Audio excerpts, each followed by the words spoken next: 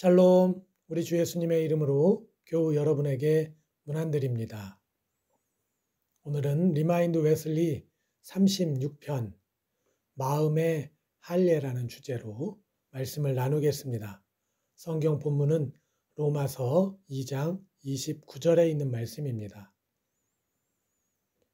오직 이면적 유대인이 유대인이며 할례는 마음에 할지니 영에 있고 율법 조문에 있지 아니한 것이라. 그 칭찬이 사람에게서가 아니요 다만 하나님에게서니라.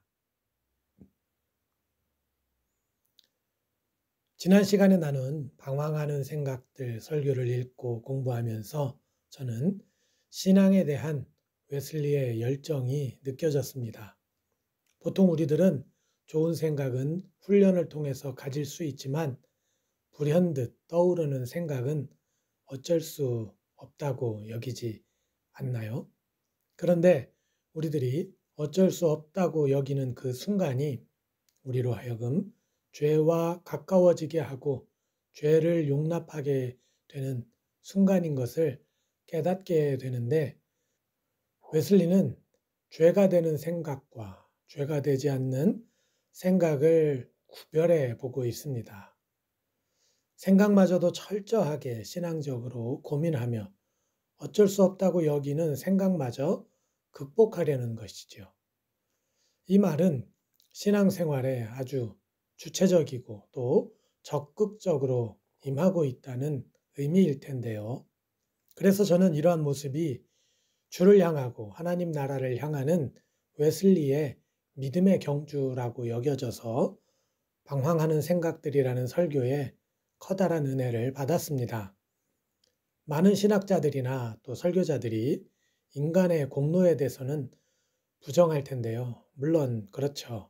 인간이 내세울 만한 그런 공로가 아무것도 없다는 것이 분명합니다. 그러나 웨슬리의 설교문을 통해서 우리가 느낄 수 있는 것은 참된 그리스도인은 주를 향하여 주체적이고 적극적으로 신앙생활을 할 수밖에 없다는 것입니다. 그것이 진리이며 그리스도인이 가야 할 길임을 깨닫기 때문인데요. 오늘 웨슬리의 설교문 마음의 할례는 거룩, 즉 성결에 대해서 말하고 있는 설교문입니다. 하나님께서 죄인인 우리를 의롭다 여겨주시니 우리가 이제 죄를 용서받고 의인이 된 것에 그치는 것이 아니라 각자에게 주어진 삶을 살아가는 그 인간의 마음 상태, 그것을 논하고 있는 것이죠. 그래서 우리들이 하나님 나라에서만 온전히 하나님께 영광을 돌려드릴 수 있는 것이 아니라 지금 살아가고 있는 이 땅에서도 하나님께 찬양과 영광을 돌려드릴 수 있다고 바라보았던 것이죠. 저는 이 부분이 참 대단하다고 느꼈습니다. 웨슬리의 신앙과 그가 꿈꾸었던 신앙의 상태가 말이죠. 그래서 오늘 우리는 웨슬리가 말하는 이 마음의 할례, 이 마음의 상태, 거룩, 성결에 대해서 생각해 볼 것입니다. 웨슬리는 마음의 할례가 마음과 영의 바른 상태라고 말합니다. 마음의 할례는 그리스도를 참되게 따르는 사람, 하나님께 받아들여진 상태에 있는 사람을 구별하는 표징입니다. 그것은 외적 할례도 세례도 혹은 외적인 형식도 아닌 영혼의 바른 상태입니다. 창조주이신 하나님의 형상을 따라 다시 새롭게 된 마음과 영의 바른 상태입니다. 그래서 바울도 말합니다. 표면적 유대인이 유대인이 아니다라고 말이죠. 다시 말해서 교회에 다닌다고 해서 그리스도인이라고 할 수 없다는 말입니다. 진실로 하나님께 받아들여진 자가 그리스도인이라고 불릴 수 있다는 것이죠. 그런데 하나님께 받아들여진 사람은 바로 하나님의 형상을 따라 새롭게 된 마음과 영의 바른 상태를 가진 자인 것입니다. 사실 이 지점 때문에 많은 사람들이 웨슬리의 그리스도인의 완전 주장을 반대하거나 받아들이지 못하는 것 같습니다. 어떤 사람이 과연 이 경지에 도달할 수 있겠느냐는 것이죠. 이러한 경지에 도달할 수 있는 사람은 있을 수도 없고 그렇게 행위로 도달할 수 있는 경지가 아니라는 것입니다. 또 그렇게 사람이 노력해서 도달할 수 있는 경지라면 그 경지의 수준이 이미 보잘것없음을 증명한다는 것입니다. 그런데 이 부분에 대해서 사람들이 오해하는 차원이 있습니다. 다시 말해 웨슬리 목사님이 말하는 완전의 차원과 사람들이 이해하는 완전의 차원이 다르다는 것입니다. 그런데 이 이야기는 다음 그리스도인의 완전 말씀 시간에 논할 것이어서 오늘은 구체적으로 언급하지는 않겠습니다. 다만 사람들은 완전을 모든 것에서 퍼펙트한 것으로 이해한다면 웨슬리의 완전은 어느 한 부분에서의 퍼펙트한 것을 의미한다 정도로만 말씀드리겠습니다. 그 어느 한 부분이 바로 도덕적인 부분입니다. 그래서 오늘 설교가 거룩, 즉 성결을 다룬다고 하는 것입니다. 그렇다면 여러분, 우리가 어떻게 하면 도덕적으로 온전할 수 있을까요? 율법을 다 준수하면 도덕적으로 온전할 수 있을까요? 성경 공부를 열심히 하면 그 경지에 도달할 수 있을까요? 원수도 용서할 수 있을 만큼 우리의 도량이 넓어지면 가능할까요? 죄를 하나도 짓지 않으면 거룩해지는 것입니까? 어떻게 우리는 거룩해질 수 있을까요? 웨슬리 목사님이 말하는 답은 그리스도이신 예수님 안에 있는 덕들로 채워지는 것이다 말하고 있습니다. 우리가 나는 죽고 주가 살고라는 표현을 하는데요. 예수님이 우리 안에 분명할 때 우리가 거룩해진다고 할 수 있을 것입니다. 그런데 이 말은 정답이면서도 좀 모호한 구석이 있는 것이 사실입니다. 그래서 우리는 조금 이 말을 이해하기 쉽도록 예수님을 닮는다는 말을 하기도 합니다.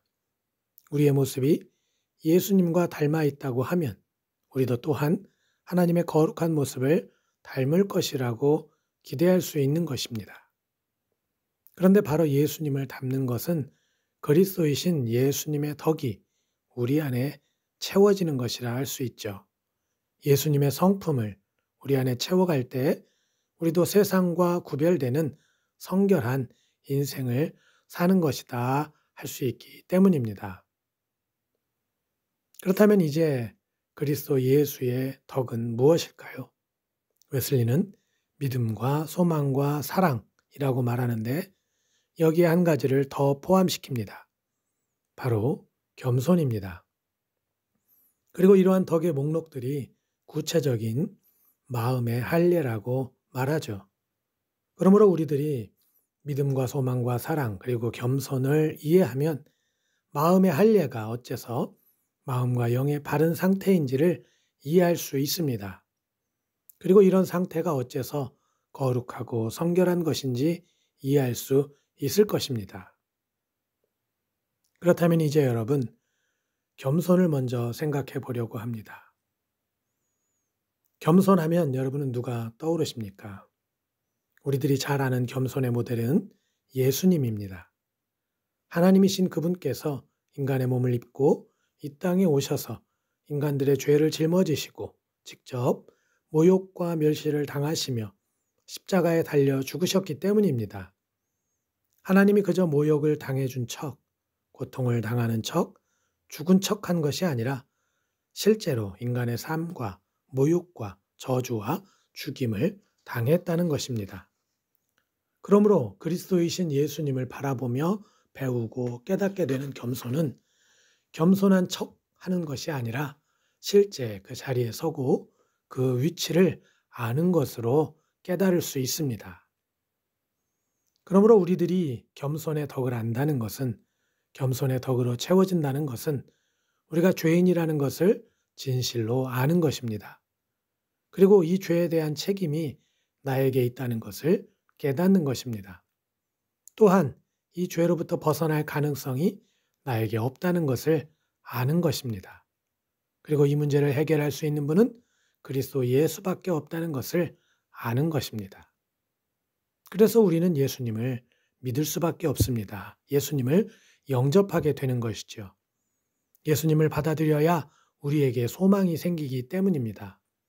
그럼에도 겸손한 사람은 여전히 자신 안에 타락한 본성이 남아있다는 것을 압니다. 이것이 바로 겸손의 덕인 것입니다. 그렇다면 이제 믿음은 무엇입니까? 우리가 리마인 웨슬리 두 번째 시간에 성경적 구원의 길 설교에서도 함께 나누었지만 믿음은 구원을 얻는 방편입니다. 사람들이 미지의 세계를 두려워하는 이유가 무엇일까요? 알지 못하기 때문입니다. 그곳이 어떤 곳인지 가늠할 수 없기 때문입니다. 그래서 미지의 세계로 발을 들여놓는 일은 결코 쉬운 일이 아닙니다. 그런데 이 미지의 세계에 발을 들여다 놓을 수 있는 용기가 생길 때가 있습니다. 언제일까요? 그렇습니다. 믿음이 생길 때입니다. 조금 더 구체적인 예를 들면 밤에 혼자 산길을 가야 한다면 쉽사리 그 길을 나서지 못합니다. 무섭기 때문입니다. 그런데 그 길을 잘 아는 누군가가 나와 동행한다면 어떨까요? 그 사람에 대한 믿음 때문에 우리는 밤에도 산길을 나설 수 있는 용기를 갖게 되는 것입니다. 믿음이 이와 같습니다. 그래서 웨슬리도 이런 말을 합니다. 믿음은 눈먼 사람의 가장 좋은 안내자, 어둠 가운데 있는 사람들의 가장 확실한 빛, 어리석은 자의 가장 완전한 교사입니다. 우리가 처참한 죄인일 때 그리스도이신 예수님을 만나면 우리는 예수님을 믿음으로써 세상의 가치와 기준이 헛되다는 것을 알게 됩니다. 세상의 기준을 따르고 세상의 가치를 쫓는 것이 얼마나 허망한 것인지를 깨달을 수 있는 것입니다. 이러한 사실들은 예수님을 믿지 못하면 결코 알 수 없습니다. 그래서 예수님을 믿지 못하면 육체의 정욕, 안목의 정욕, 이생의 자랑을 결코 포기할 수 없습니다. 오히려 이러한 가치를 포기하면 큰일이 난다고 생각하게 됩니다.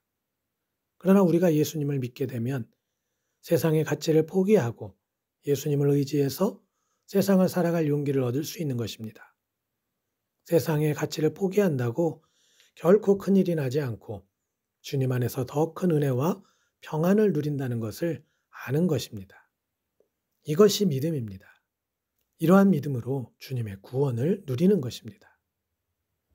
그래서 이제 하나님의 은총 속에 믿음을 가진 자들은 소망을 품게 됩니다. 그런데 저는 예전에 소망이 천국을 소망하는 것쯤으로 생각했습니다. 예수님을 잘 믿으면 하나님 나라에 갈 거야 정도 말이죠.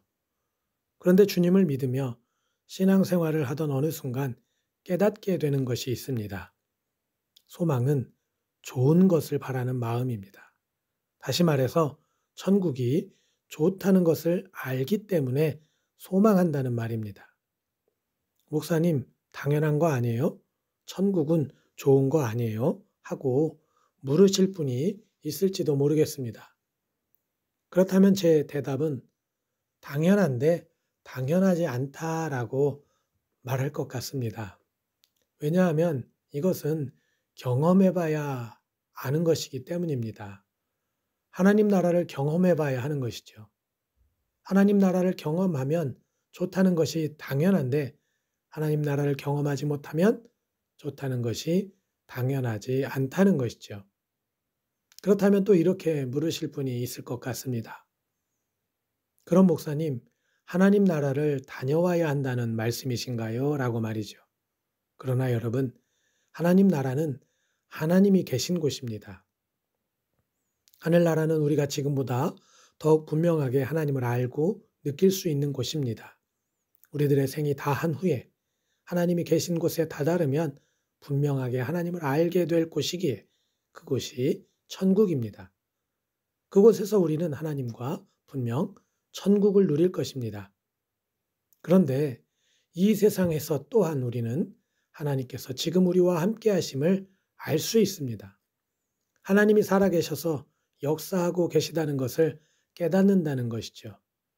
이것이 예수님을 믿은 사람들에게 좋은 일일까요? 나쁜 일일까요? 제 경험으로는 좋은 일입니다. 세상의 어떤 일과도 비교할 수 없이 좋은 일입니다. 그래서 만약 누군가 저에게 대통령이 되시겠어요? 하나님을 만나시겠어요? 물으신다면 저는 기꺼이 하나님을 만나겠습니다. 라고 대답하겠습니다. 여러분, 우리가 소망을 품는다는 것은 막연한 것을 바라는 것이 아니라 좋은 것을 바라는 것입니다. 이제 성탄절이 다가오는데 어린아이들이 크리스마스 선물을 기대할 때 우리 부모님은 나에게 세상에서 가장 쓸모없는 것을 주실 거야 라고 기대하는 아이가 없는 것처럼 우리가 소망한다는 것은 가장 좋은 것을 바라는 것입니다. 그렇다면 여러분, 이쯤 되면 하나님을 사랑하지 않을 수 있을까요? 구원의 여정 가운데 자신이 죄인이라는 사실, 그런데 예수님이 자신을 낮추심으로 우리를 구원하시기 위해 십자가를 지셨다는 것을 알게 되었고, 그래서 예수님을 영접함으로 하나님을 알고 누리게 되므로 하나님을 바라는 것이 너무 행복하다는 것을 아는 사람, 그 사람이 이제 하나님을 사랑하지 않는다면 그것이 과연 가당키나 한 일일까? 저의 상상력으로는 도저히 불가능한 일입니다. 이러한 믿음의 여정에 들어선 사람은 하나님을 외면할 수 없을 것 같습니다. 그래서 이제 하나님을 사랑한다는 것은 하나님과 그분의 말씀을 비롯해서 그분의 모든 통치와 섭리 또한 사랑한다는 의미입니다. 왜냐하면 그 거대한 존재 앞에 서면서 우리가 이제 그분의 속성을 알게 되었기 때문입니다. 그렇다면 하나님을 사랑하는 자가 이제 이웃을 사랑한다는 것은 어떤 의미일까요? 내 마음을 다하며 목숨을 다하며 힘을 다하며 뜻을 다하여 주 너의 하나님을 사랑하고 또한 내 이웃을 내 자신같이 사랑하라 하였나이다. 단순한 명령이어서 이웃을 사랑하는 것이 아닙니다. 하나님을 사랑하면서 하나님의 마음이 우리 안에 깃들기 때문에 우리의 이웃을 사랑하게 되는 것이지요.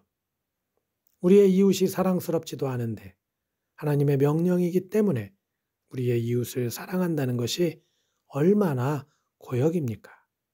그러나 죄인 중에 괴수인 우리도 사랑하시는 하나님의 그 마음을 우리가 엿보고 느낄수록 우리도 우리의 이웃을 사랑하게 되는 것입니다. 사랑하는 교우 여러분, 사도 바울이 오늘 로마에 있는 유대 교인들에게 말하고 있습니다. 그들, 즉 유대 그리스도인들은 자신들이 여호와 하나님의 자녀들이라는 자부심이 있었습니다. 로마의 지배를 받으며 살고 있었지만 그런 곳에는 아랑곳하지 않았습니다. 그들의 자부심은 신앙적인 당당함을 갖게 했습니다. 그리고 오히려 그들이 세상의 지배자인 로마인들을 멸시했습니다. 그들이 이방인이라고, 할례 없는 사람들이라고. 그래서 예수님을 영접했지만 유대인이라는 그 아집으로 똘똘 뭉쳐 있었습니다. 그러나 그들이 멸시한 사람은 사실 그들과 함께 주님을 영접한 그리스도인들이었습니다. 예수님을 믿고 주의 도를 따르려는 자들을 경계하고 멀리하고 있었던 것이죠. 그래서 사도 바울이 그들을 사랑으로 교훈하고 있었던 것입니다. 우리는 이것이 사람들의 모습이라고 말합니다. 연약한 인간이 예수님을 영접하고서도 타락한 본성이 남아있기에 나타나는 것이라고 말이죠. 물론 웨슬리도 이런 말을 합니다. 그러나 곰곰이 묵상해 봅니다. 이들이 진정 하나님을 사랑하고 예수 그리스도의 도를 따르는 사람들이었는지 말이죠. 사도 바울은 이들이 어그러진 믿음의 길을 걷고 있었기에 오늘 서신으로 그들을 교훈하고 있습니다. 할례 받은 것이 중요한 것도 아니고 율법을 지키고 있어서 하나님의 자녀가 된 것이 아니라는 말입니다. 진실로 하나님의 자녀로 거듭나야 한다는 것이죠. 그래서 하나님으로부터 인정받는 자가 되어야 한다 말하고 있는 것입니다. 오늘 우리 중 누구도 하나님 앞에 바로 섰다고 자부할 수 있는 사람은 없을 것입니다. 그러나 주님을 믿기에 주님으로 말미암는 것이 좋은 것임을 알기에 그래서 주님을 사랑하게 되었습니다. 이러한 믿음의 작용을 우리가 날마다 경험할 때 우리는 웨슬리가 말하는 거룩하고 성결한 삶으로 변해갈 것입니다. 세상의 가치와 정욕의 유혹에서 오히려 하나님을 사랑하고 하나님께 영광 돌리고자 하는 삶을 추구하게 될 것입니다. 그러므로 아무쪼록 겸손과 믿음과 소망과 사랑이 여러분의 신앙 가운데서 상호작용하여 주님의 기뻐하는 거룩의 열매를 맺어가시기를 예수님의 이름으로 기원하고 축복합니다. 할렐루야.